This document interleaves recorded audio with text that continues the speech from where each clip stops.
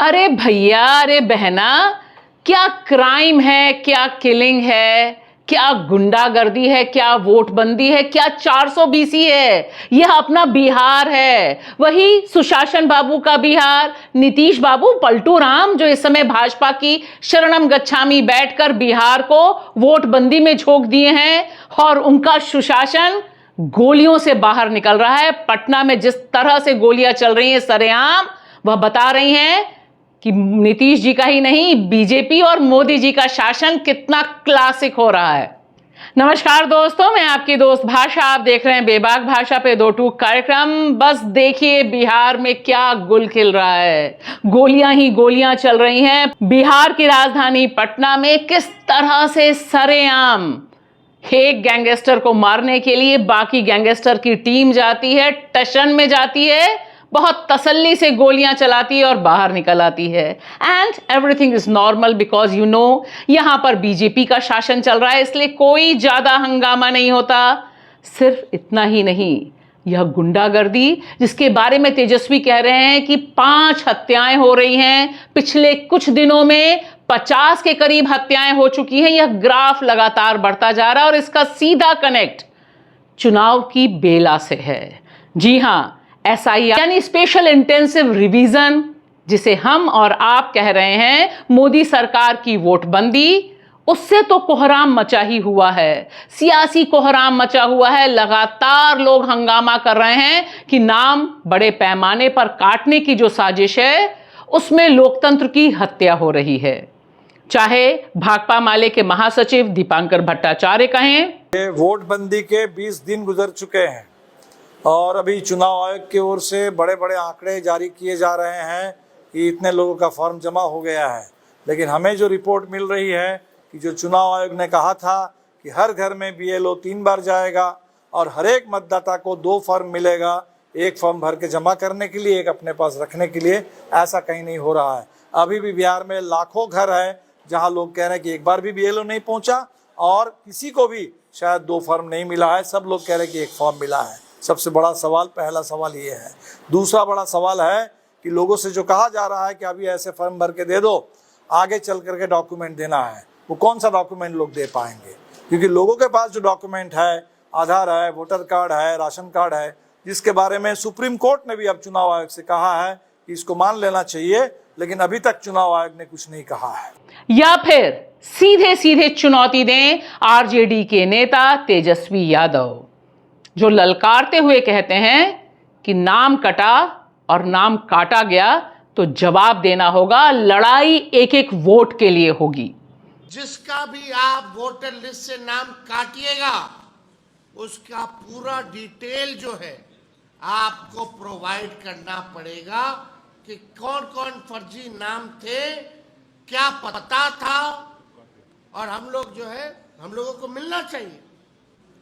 ये हमारा राइट है टू नो कि कौन कौन जो थे गलत नाम थे। जरा रियलिटी चेकअप भी हो जाएगा, उसके बाद मिलान भी कर लिया जाएगा कि सही में अगर वो नाम कटा है तो धरती पे वो रह रहा है कि नहीं रह रहा, बिहार में रह रहा है कि नहीं रह रहा।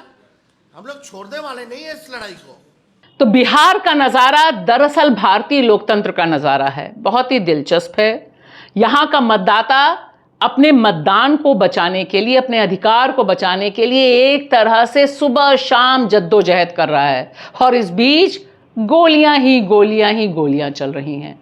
15 दिन के भीतर सिर्फ बिहार की राजधानी पटना में तकरीबन 13 हत्याएं हो चुकी हैं, और यह सब बीजेपी काल में हो रहा है, इसलिए यहां जंगल राज नहीं है। और देखिए, इसके बारे में जो एक्सप्लेनेशन आया है उसकी तो क्या ही कहिए, बस रामराज आ गया है कसम से।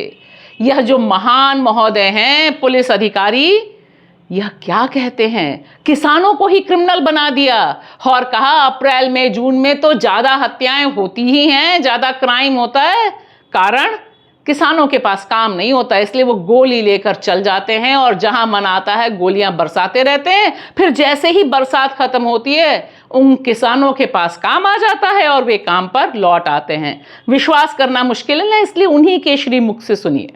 पूरे बिहार में और इस माह मई जून में ज़्यादा मर्डर होते आई है वर्षों से। अप्रैल मई जून जब तक बरसात नहीं होती है ये सिलसिला जारी रहता है, क्योंकि ज़्यादातर किसान को कोई काम नहीं रहता है। एक बरसात होने के बाद लोग, कृषक समाज के लोग व्यस्त हो जाते हैं और घटनाएं घटती है।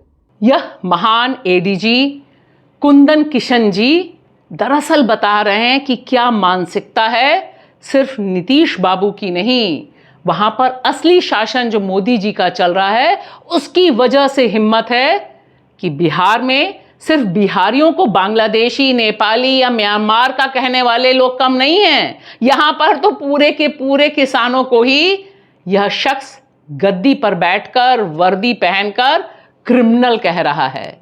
इतनी हिम्मत इससे पहले बिहार की धरती में किसी अधिकारी की नहीं हुई, और जब तक हम आपसे बात कर रहे हैं इस अधिकारी के खिलाफ कोई कार्रवाई नहीं हुई, क्योंकि इनके पक्ष में तो पूरी की पूरी बीजेपी, ललन सिंह टाइप लोग खड़े हुए हैं।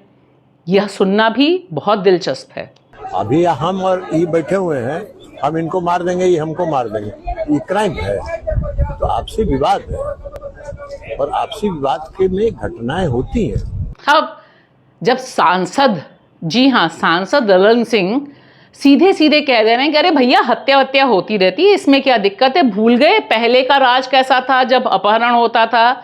यानी कोई शर्म नहीं, कोई पछतावा नहीं। और दरअसल इससे पता चलता है कि ये तमाम अपराध, यह तमाम क्राइम सीन कौन सपोर्ट कर रहा है और किसको इससे फायदा मिल रहा है।